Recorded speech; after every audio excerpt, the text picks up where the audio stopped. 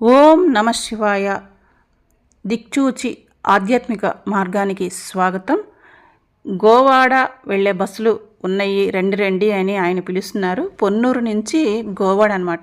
గోవాడ తిరునాళ్ళు శ్రీ బాలకోటేశ్వర స్వామివారి దేవస్థానంలో మహాశివరాత్రి సందర్భంగా తిరునాళ్ళు అనమాట. బస్సు ఎక్కామండి అక్కడ పొన్నూరులోనే. ఇదిగో మనం బయలుదేరాము. ఈ వంతెన దాటుతున్నాము, పొన్నూరు వంతెన దాటుతున్నాము. చుట్టూతా పంట పొలాల్లోంచి బస్సు వెళ్తుంది. ఎంతో ఒక 15 నిమిషాల్లో చేరుకున్నామండి పొన్నూరు నుంచి గోవాడ.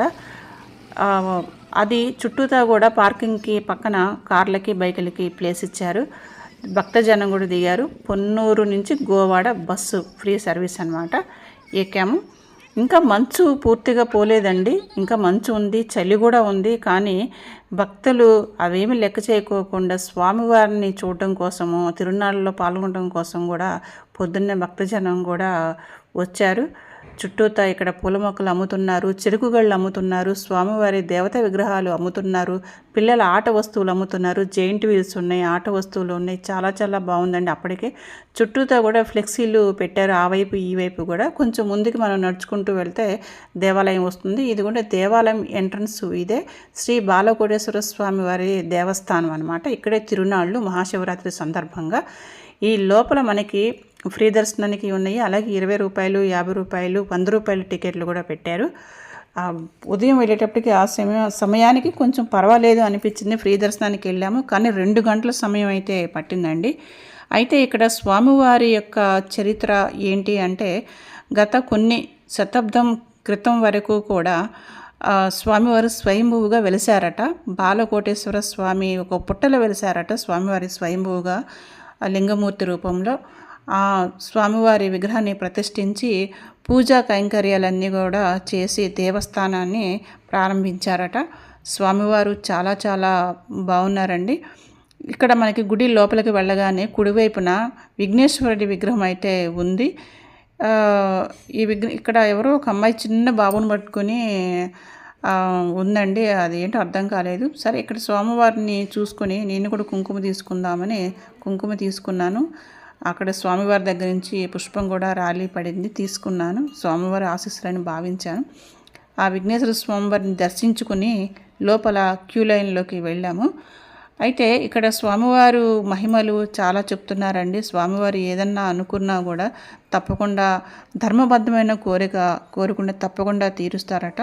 ఈ గోవాడ ప్రతి సంవత్సరం కూడా తిరునాళ్ళు మహా అద్భుతంగా జరుగుతాయి. ఇక్కడ అన్నప్రసాదాలు కూడా పెడతారు. చూడండి, ఆ విఘ్నేశ్వరుడు ఎంత అద్భుతంగా ఉన్నారు. ఇది ధ్వజస్తంభం అండి. లోపల ఇక్కడ పూలు, పసుపు, కుంకుమ వేస్తున్నారు. కొంచెం ముందుకు వెళ్తే మనం స్వామివారిని చూడడానికి లోపలికి వెళ్ళొచ్చు.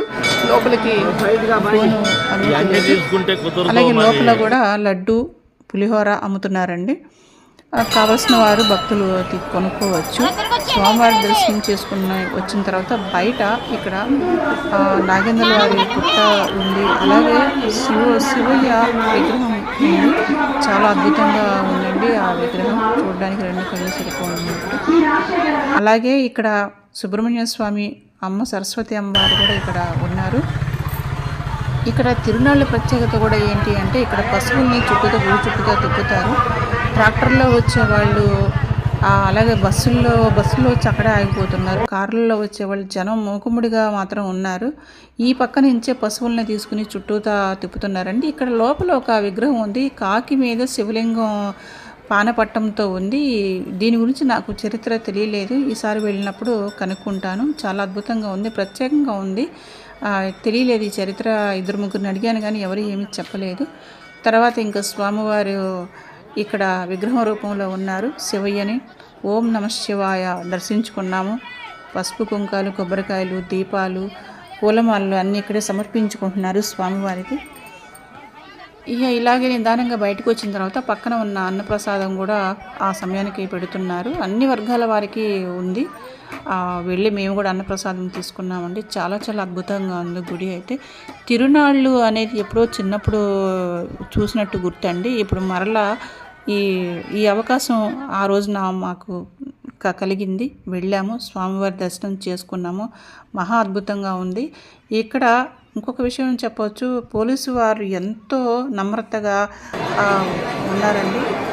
ప్రతి వారిని కూడా జాగ్రత్తగా వాళ్ళ బంగారం జాగ్రత్త, పిల్లల్ని జాగ్రత్తగా దగ్గరుండి చూసుకోమని పదే పదే మైకుల్లో చెప్పి హెచ్చరిస్తున్నారు. నిజంగా వాళ్ళకి ధన్యవాదాలు తెలియచేయాలని అనిపించింది. ఇక్కడ స్వామివారి చరిత్ర కూడా బయట రాసి